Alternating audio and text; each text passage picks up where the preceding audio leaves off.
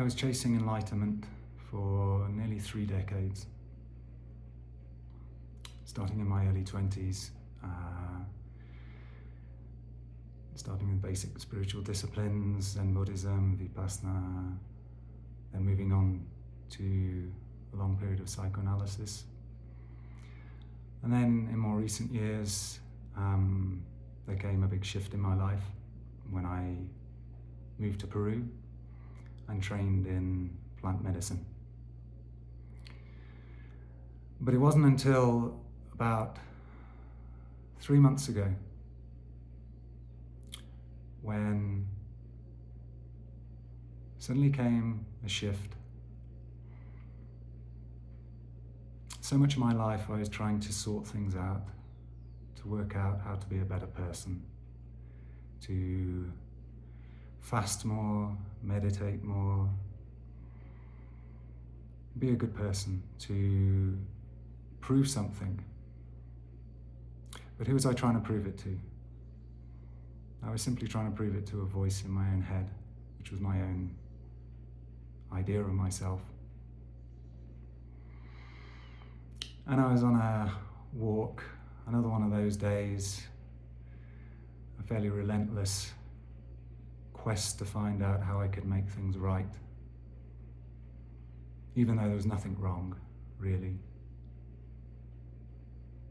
In fact, I was trying to sort out the fact that there was nothing wrong, but my mind wanted to insist on a problem. And I thought of all the things that I should do, the boundaries I should set with people, the things which were holding me back. And it just came to me that I can choose any moment to do what I need to do, to move in the direction of the kind of life I want, to get rid of or resolve the difficult relationships in my life, simply by speaking my truth. I later came to experience the power of really, for the first time, speaking my truth. And it was scary, but incredibly powerful. Like taking that leap to say to another person, hold on, this is not how I see the world. I'm no longer trying to sugarcoat what I say to you in order to make you happy. I'm allowed to be who I am, even if that's, in my own estimation, a bad person. It's not really that you're a bad person, or that I was a bad person. It was my judgment of it, the judgment of the things that I thought made me a bad person. So I took my courage in my hands and I just said the truth. And there was a feeling of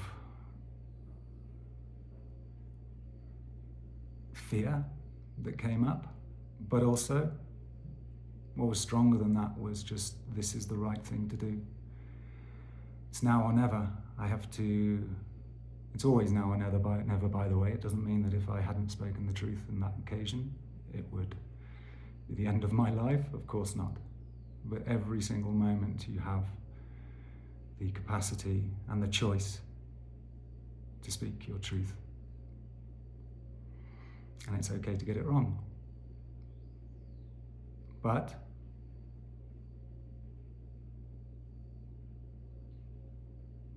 things will never change until you tell the truth to yourself. First to yourself, and then that gets outpictured in the world in the way you can be more and more truthful with people, the more you set boundaries in place. And then that resolves itself. You then realize you can do it, and you might not like to do it, but it's for your own good. And the sweetness of the relief, the greater freedom you find from doing that is of another order. It starts to change your life radically. And so in this first moment when I, first of all, realized it was all in my power, this is very empowering. This is what you're looking for, because you are the power. And then I realized that this seed of enlightenment, this knowing of what I truly am, what we all truly are, pure awareness, before the labels we put on it with our beliefs and our thoughts, our self-judgment. This was not going anywhere. This is what I am. Because until that spark of awakening ignites in you, and this can be greatly accelerated by your own self-honesty, but until that awakens within you, there's always a search for security. You can never do enough. You try and get it right, but you'll always fail to get it exactly right by the estimation of your own mind, which is your own fiercest critic. But once that ignites, it doesn't matter what comes. It starts slowly to not matter what the consequences are. Because you do have a right to exist. You do exist. That's the source of it all.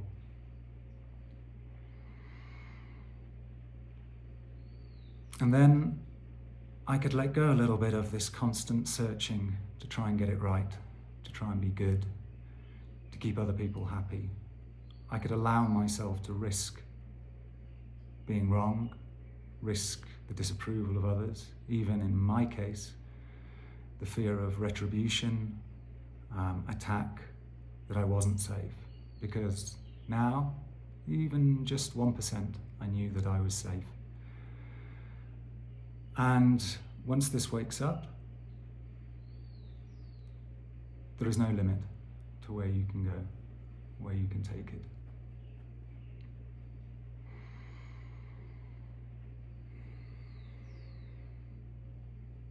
I did a lot of shadow work, and I wasn't very good at it. And even in my experience with ayahuasca and the plants, this is a lot to do with shadow work. A lot of discipline, a lot of trying to sort myself out. You could say searching for a problem. And never finding it, because it was an invention of my mind. And even where trauma exists, which is a story, it's not actually a thing, it's a story you tell yourself. Even if that exists, I was trying to seek it, but I had an idea of what it was, or even that it was a thing, and therefore I could never find it. So this has led me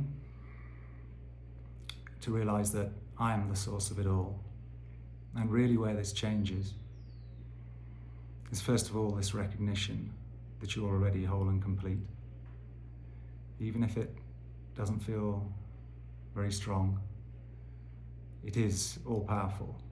It's just the filters you put over the top of it that obscure it from your view. But this is where your power lies. So I've been letting go of a lot of things, and my life is responding with greater joy, gratitude, peace. There are still challenges, of course, because this is an ongoing, apparent process. It's not even a process. But in the human experience, life is only getting better. I now live more and more in possibility, because I realize when a seemingly insurmountable challenge comes, it's passing. Everything that comes in your experience is passing. The good stuff and the bad stuff. And the more you examine it, the more you see that it's not even good or bad. That's already your mind projecting onto the pristine reality that's just in front of you. So now I live, and I'm beginning now to offer my services to help bridge other people in this understanding. These little I'm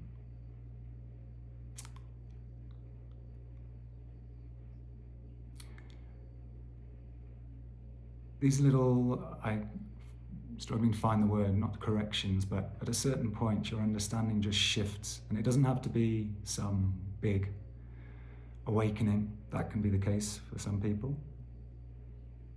And in this world right now, it appears, although this is all a projection of my mind, I only experience what I am able to experience about myself, or what I'm able to know about myself.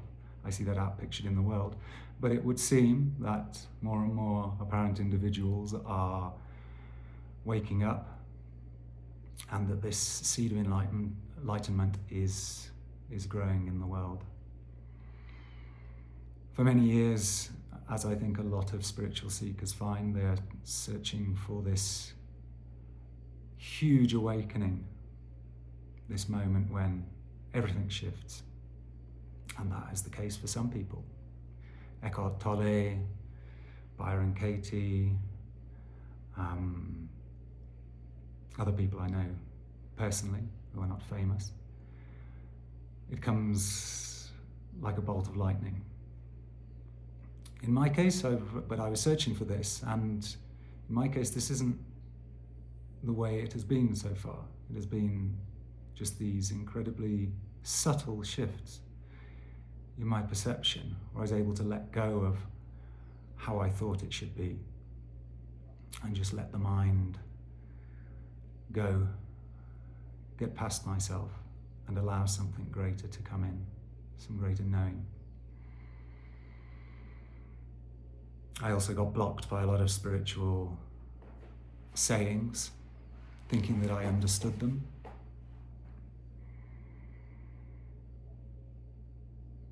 Looking for some egoic validation, some cleverness, some wisdom that, oh, now I understand this. But actually it was that search to try and make them more complicated than they are that was blocking me. The reality is much simpler. You, I, everybody is creating their reality right now, in every moment, and receiving simultaneously the exact reflection of their own beliefs. So if there's any solution to this, it's to go right back to the source inside yourself, to examine what am I saying about myself in this moment, and is that how I want to live? Most people think, while they're still in the linear victim mentality, which all of us have, that I didn't ask for this. This is not the way I want it. But really, when you look, you do want it. This is what you are choosing. Which is a bit of a wake-up call to the ego, a bit of a slap in the face. But it's also incredibly empowering, because then you can start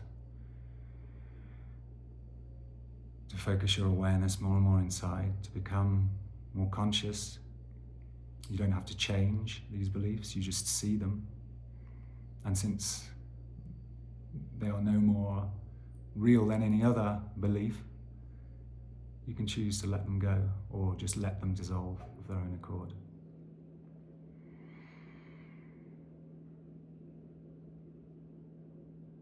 And call into your life what you want, what you really want.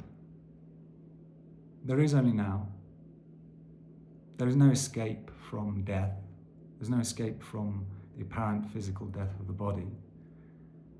But when you know that what you really are, what's really hearing these words, what's really experiencing everything in your life,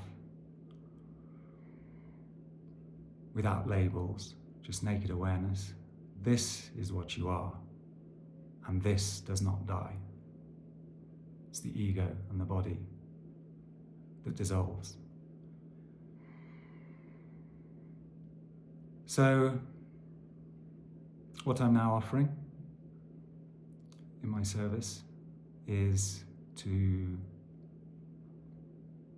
those who are ready, willing, who are done with the healing journey, to start from a new basis, which is there's nothing wrong. I'm not broken. What I truly am is whole, complete,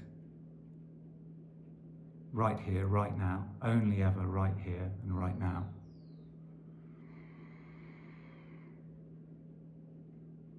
And I'm ready to start creating, receiving the life that I really deserve as this infinite, powerful creator.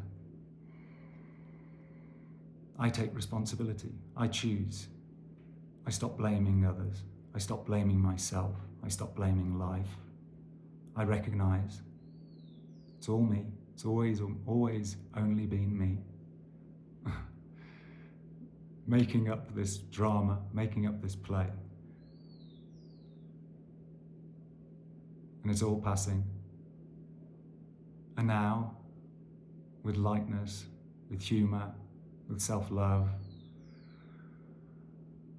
with gratitude, with wonder at this world, wow, what is this thing in front of me that I get to play in? And start to play the life you want.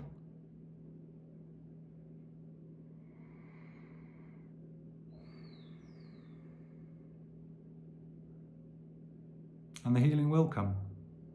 It just happens automatically. The challenges will come. You don't need to make your own challenges. I sat in a hut in the jungle of Peru for 2 years. And this was incredibly powerful.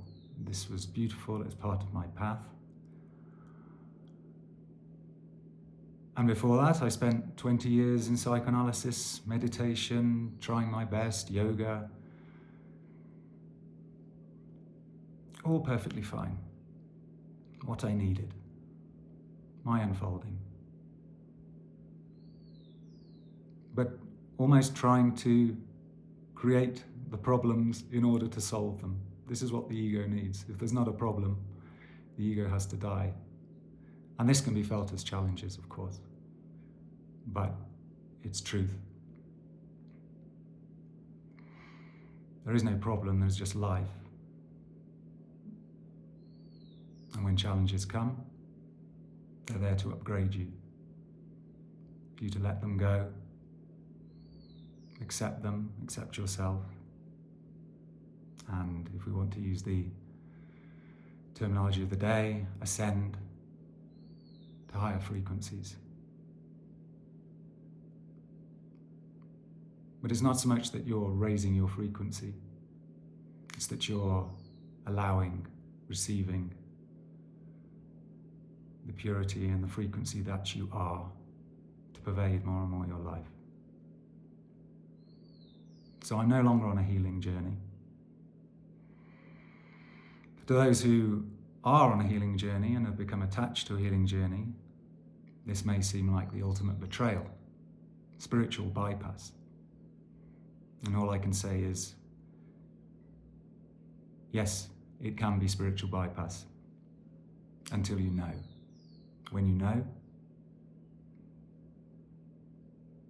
you see that the healing journey was its own kind of spiritual bypass.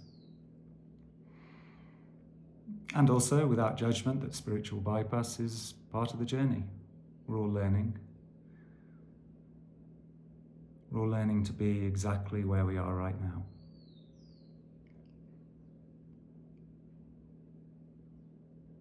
So anyway, if you see anything on my website, korinmeni.com, KORINMENI.com.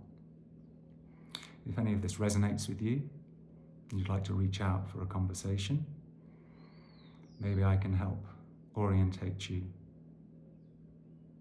towards your true passion, your true worth, true empowerment, true joy of life. Though I'm not promising the earth, because ultimately you do it. I'm just here being me, in all the integrity I can summon. And that itself is the help, the healing. But ultimately, you do it yourself. I'm also offering, because I am highly trained in plant medicine, there are also offers to getting involved in that particular path. So yeah, if any of that resonates and you want to reach out for a conversation, it'll be amazing to connect with you. So I hope you have an amazing day, and I wish you so much joy and happiness. Lots of love. Bye.